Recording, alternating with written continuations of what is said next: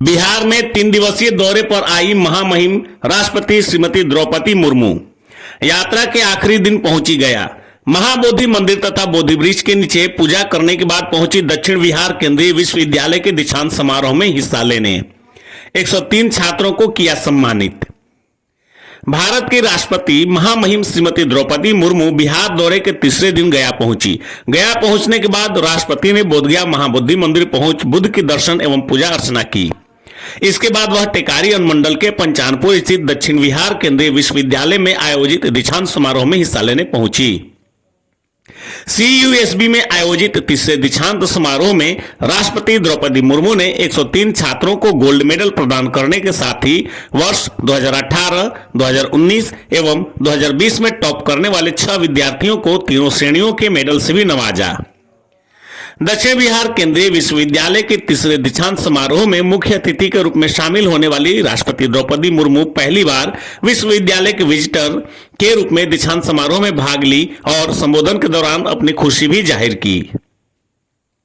सभी उत्तीर्ण छात्रों को बधाई देते हुए कही कि कुल 103 टॉपर्स में से 66 छात्राएं हैं, जो महिला सशक्तिकरण को दर्शाता है, जिनमें से केवल 10 टॉपर्स को राष्ट्रपति द्रौपदी मुर्मू ने स्वर्ण पदक से सम्मानित किया। भारत की महामहिम राष्ट्रपति श्रीमती द्रौपदी मुर्मू 20 अक्टूबर 2023 को दक्षिण बिहार केंद्रीय विश्वविद्यालय के तीसरे दीक्षांत समारोह में स्नातक, स्नातकोत्तर और डॉक्टरेट डिग्री प्राप्तकर्ताओं की एक सभा को संबोधित करते हुए कही कि बिहार अवसरों की धरती है। कोई भी व्यक्ति अपनी पृष्ठभूमि की परवाह किए बिना कड़ी मेहनत और जुनून से कुछ भी हासिल कर सकता है।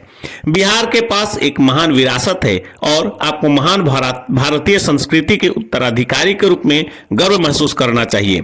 आगे उन्होंने कहा कि विविधता में एकता और अपनी संस्कृति से जुड़े रहना हमारे देश की अखंडता के लिए महत्वपूर्ण है।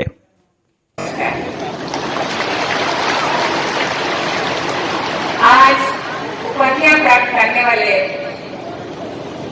दक्षिण बिहार केंद्रीय विश्वविद्यालय के सभी विद्यार्थियों को मैं बहुत बहुत बधाई देती हूँ। उत्कृष्ट प्रदर्शन के लिए पदक प्राप्त करने वाले विद्यार्थियों की मैं विशेष सराहना करती हूँ। मुझे ये बताया गया है कि विद्यार्थियों की को दिए जाने वाले पदकों की कुल संख्या 103 है। इन पदकों में 66 पदक हमारी बेटियों के लिए हासिल किए गए। मैं पदक विजेता छात्राओं को विशेष बधाई देती हूँ। आज जिन 25 विद्यार्थी ने यहाँ स्टेज पे गोल्ड मेडल लेने के लिए आए, उनमें से भी उन 25 में से भी 18 छात्राएं थे और 7 छात्र। प्राय सभी उच्च शिक्षण संस्थानों में छात्रों का श्रेष्ठ प्रदर्शन किया जा रहा है। ये एक बहुत ही सुखद बदलाव है।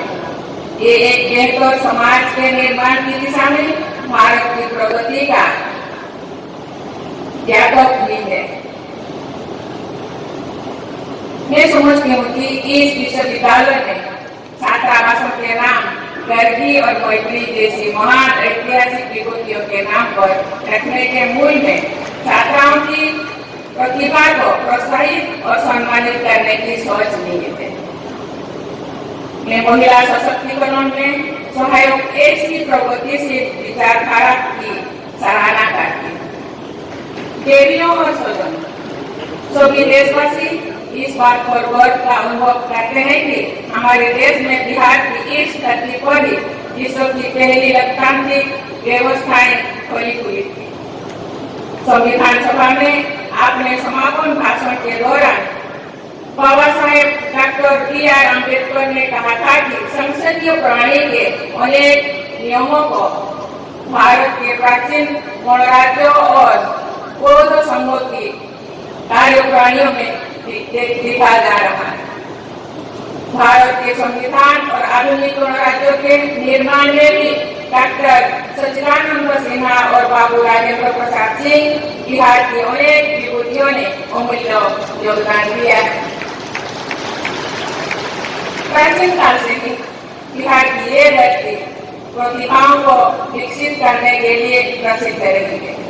बिहार की धरती पर ही चाणक्य और आर्यभट्ट जैसे प्रज्ञान विद्वानों ने समाज और राज्य की व्यवस्था से लेकर गणित और विज्ञान के क्षेत्रों में ऐसे क्रांतिकारी योगदान दिए जिनसे पूरी मानवता के विकास।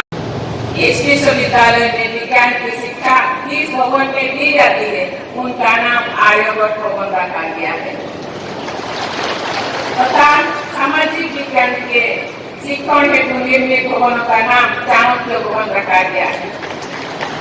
इस नामकरण की वास्तविक सार्थकता यहाँ के आचार्यों और विद्यार्थियों द्वारा विश्वस्तरीय शिक्षण और शोध के लिए प्रयास करने में भी दिखाई दे।